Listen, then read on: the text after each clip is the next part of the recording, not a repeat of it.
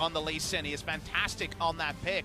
But it does mean they had to blind pick jungle, and jungle matchups, if you're not going tank versus tank, can be a lot more swingy. Slightly Show out us of the vision Hail of range. Blades, Malram. Yeah, Khan is going to get slowed down. The flash over the gravity field. Can he actually escape this? The Hail of Blades does a lot of damage, but not quite enough. Red Buff burns down! Hurt the most, SKT. We already mentioned how bot lane was going to be a wash for them. How about Infernal Drake to get an extra advantage around there? Yeah, uncontested. SKT will just... The way these Ezreal Tahm Kench comps work is they are so good in mid lane. Well, but there's the grand entrance. We've got the heroic entrance to come down as well, but the combination not quite enough. Cleared, grabs that first kill, sacrifices himself, but able to get one back after all of those ultimates is certainly a big deal. Chongo now up against Faker and the rest of the team as well. That Justice Punch looked real interesting, but it wasn't enough to get him out of grand dodge. entrance and quickness of the game. Yeah. And yet it's easily turned around as topside. Well, Khan's the golden boy, and Linderung got made to look a little bit foolish. However, certainly still has a massive lead when it comes to the health bar. Khan can't get out of that one. Just a single charge on the Decimate. This tower fall down. So first turret going over to SKT. First Dragon going to them as well. Not able to find blocking three of the other members from doing damage. Of course, Teddy, a lot of mixed damage. However, mostly physical. Know it would push back, and inevitably. It's not there anymore, but we'll hold the macro points because we might have a team fight. Yeah, fight coming in here as Malrung does have that ultimate running. The stopwatch is down as Linderung makes its way into this fight as well. This is the Jin composition. This is what they want to do, but Linderung is just getting soloed out. No one else making their way in. The Chaos Storm just destroying Jin's bottom lane as Kellen existed once, but no longer. The fight continues on the top side. It is straight front to back from SKT, and the Zombie Scion cannot do anything. Jin just couldn't pull a trigger. Clear looking for an execute route. Will he hit this one? Can he find it? Yes, he does. Oh, it was almost a bait, but who was baiting? Who was Clid goes golden. Linderung gets hit by the Q. Can he do it? Oh! Follows it through. He even gave Teddy the time to get the kill if he wanted to come in here. Remember, SKT did manage to get the first perfect game in the Kesper Cup. That's sometimes now. Yeah, but he also feels pretty irrelevant at this point. His root, it gets almost blown up in one combo. That was disgusting, as now Linderung has to flash out because he thought it was the go button, but no, they don't have an AD carry for this fight. Now they don't have a Scion. He is definitely dead. Teddy pops over the wall once again.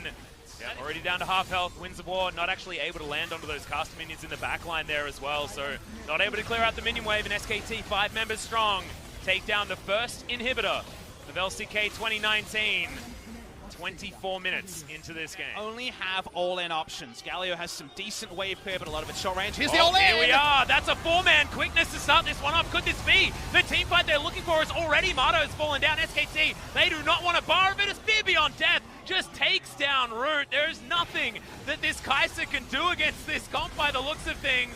And they're trying to get more. Chongo just goes the wrong way, gets picked off, and SKT, that looked like a fight they couldn't win, but still, they're able to do it. Khan getting the Chaos Storm in there, pulled back onto the gravity field, and he'll go down to his zombie form, and I feel like the rest of the team may follow. Jin finally pull off the execution the coach would have been looking for from the draft, but it's 10,000 gold behind. All of the damage still available on SKT, and they will win the game here. I think that might have been a Sheen proc that took Kellen down to that low health bar, but Faker flash disdaining him. They want to get the kills before they finish off this Nexus. Half the health bar now. Root wants to try and get rid of it, but we've already gone picture-in-picture, and SKT take game one of LCK 2019. SKT understood their team comp, just going for a tank frontliner here. So likely to be a carry build onto the Varus, not likely to be a Comet Varus if you're going to be going for the strong frontline trucks early, but for now, at least, the Sejuani, just like with the Lee Sin, Clid's happy to power farm it out. Well, Linderung does have heroic entrance available to him here. As Khan flashes over, gets himself into his ultimate, but it's not enough. They take that first blood oh so easily, and the teleport. You can't escape those ones anymore. Faker has to get out of there. Doesn't use the flash. Thought he might have had to. Decimating smash. Grace wants more. Goes in when he probably didn't want to. Gets a double taunt, but he'll still probably go down. There we go. Faker gets even though in the mid lane. Here we go again. I think I've seen this one before, Papa Smithy. Rune Prison is down. Khan gets out of the way of that one very easily. Heroic entrance is a little bit late, but Decimating Smash, just the tip. Picks up the kill on the rise for the second time. Cause a lot more headaches for SK Telecom T1 in game number 2. They are going to pick up the first Drake, so that's still good news, but they are behind in goal. Can't see that passive be thrown over, even though we did. As there's the engage. Malrong's here, but it's a 3v3. Teddy flashes out of the way beautifully, but in goes Root. I don't know whether it's the idea they wanted, because Mata still had the Devour available. It was all a bait. It was all a... Is online.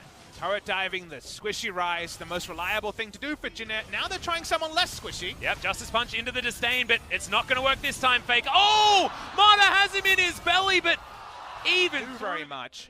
If you waste all that time, you give up gold, and that's why Jeanette need to continue to make plays like this to keep themselves competitive and not fall behind for that wombo to misfire in the future. We're going to get first Turret Blood going over to SKT, most likely here as they pick it up on the bottom side. Wow, it was very, very close. Let's talk about the Infernal Drake, because, you know, the ults are available. SKT kind of has to fight for it. Seems like fireworks coming. Though. Yeah, can he actually survive this is the question. There's just too much CC. He was trying to go left, trying to go right, couldn't do anything. Means that the Infernal does go to Jinner, and this time the wombo comes off. It's not enough. They take that first blood oh so easily, and the teleport. You can't escape those ones anymore. Faker has to get out of there, doesn't use the flash, thought he might have had to. Decimating smash, Grace wants more, goes in when he probably didn't want to, gets a double taunt, but he'll still probably go down. There we go, Faker, even though in the mid lane. Here we go again. I think I've seen this one before, Papa Smithy. Rune Prison is down, Khan gets out of the way of that one very, very easily. Heroic entrance is a little bit late, but Decimating Smash, just the tip. Picks up the kill on the rise for the second time. Cause a lot more headaches for SK Telecom T1 in game number 2.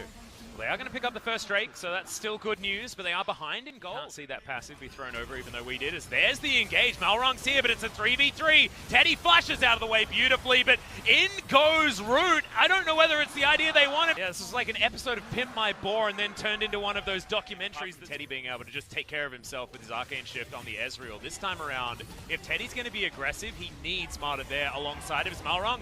Demonstrates exactly what that means. The amount of damage available is just ludicrous as Linderung just turns up. There's not a lot he can do. Oh man, picks the flash. Does Clid from the offside. Not able to get that kill, but that is 2 very low health bars, and that should mean the turret. Teddy was just free hitting with already 2 items complete on this Varus. It's a Vayne build you see more commonly now, but it's an old favorite on the Varus, and it chunks people down. So Jinner had no coordination around their wombo. That's when all your buttons aren't pressed at the same time.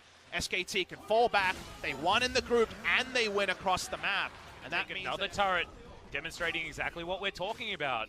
This is a war of attrition they have to deal with. The vision lines away.